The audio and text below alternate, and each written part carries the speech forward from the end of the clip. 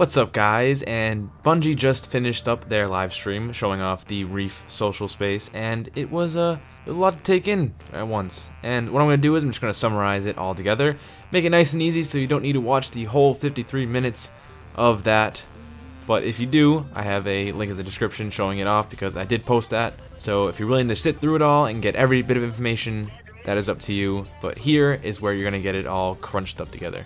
Starting off in order, what they did first was they went up to Petra. I think she is a Queen's Guard. Essentially just the same thing as the Queen's Wrath.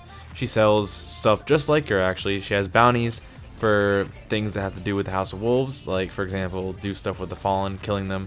And she does have guns. I think she has guns. She might have guns sooner or later.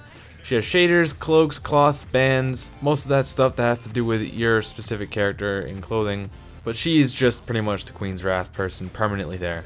Moving on to the person that I think is the highlight of the entire stream. His name is Varix the Loyal, and he is from the House of Judgment. He is one of the only people that are actually affiliated with that house. That is what they told me in the stream. He himself has went through a few trials, and he is pretty much the overseer of the Prison of Elders. What he has is just like every other vendor. You can buy new gear, you can buy new guns, and you can buy new ships. On top of that, he also looks pretty awesome. Going on to the third vendor that there is the Trials of Osiris guy. His name is Brother Vance, and his title is Disciple of Osiris. Nothing real special to him. He's got the cloak on, you can't see his face. And what he has is you can buy some packages. I'm pretty sure you have to go into the Trials of Osiris and do stuff and win. Then you'll probably buy some of these tickets. I don't know what it's going to be, but you can go spend those stuff there and buy stuff from him that is only related to the Trials of Osiris. He also sells some consumables, but pretty much there's not a lot to offer. I just want to see what's in those packages. Some other things that need to be highlighted is that the vaults are connected. These two are not different, they are one of the same, so it does not matter which place you go to go and switch your gear over. Moving away from the Reef, actually, even though that's kind of what the main idea of the entire stream was, they changed a lot of stuff going on in the Earth Hub. One major one would be the speaker can now trade a lot of things, and stay with me here for a quick second. So you can trade shards for energy and vice versa. You can trade shards or energy for glimmer, or you can trade motes for shards or energy, or shards and energy for motes of light. And those are 2 shards or energy for a mote. It is 1 ascendant shard or ascendant energy for glimmer, or 250 glimmer. Another great thing is that each faction has new stuff finally, so no more of that crappy old stuff. And talking about crappy old stuff, you can now upgrade all your weapons. I'm pretty sure you know that.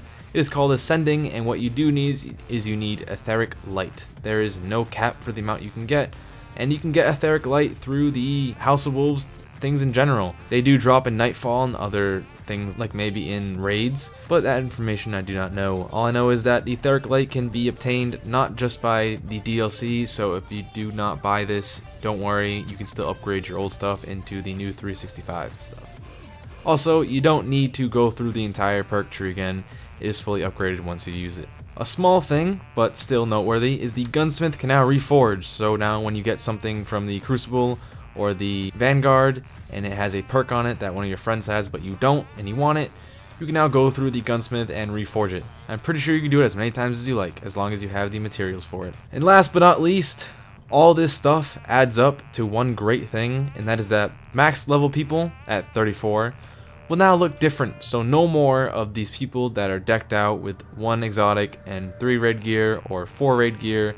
No one looks the same. Maybe a couple, but now people can decide to put their own characters on how they want to look, not how they need to look. So thank fuck for that. You can now be wearing either Trials of Osiris gear, throw in some Vault of Glass, maybe some Crota's End, and I don't know, Vanguard Crucible. It's just endless possibilities. But you need to get the Etheric Light, which is the major thing that is going to hold a lot of people back, because that stuff does not come easily to some people.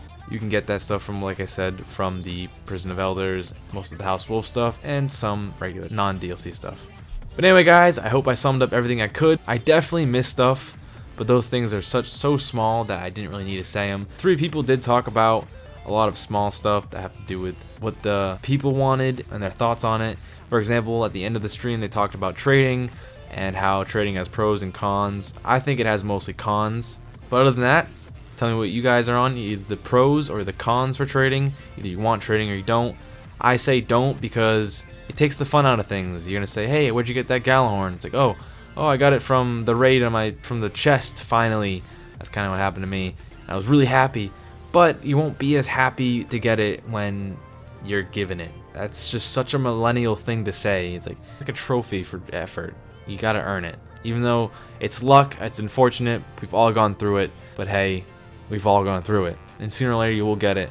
That's enough supportive stuff for me to say. That's been it for me. Hope you guys enjoyed. Leave a like if I helped you and saved you like 50 some odd minutes of time.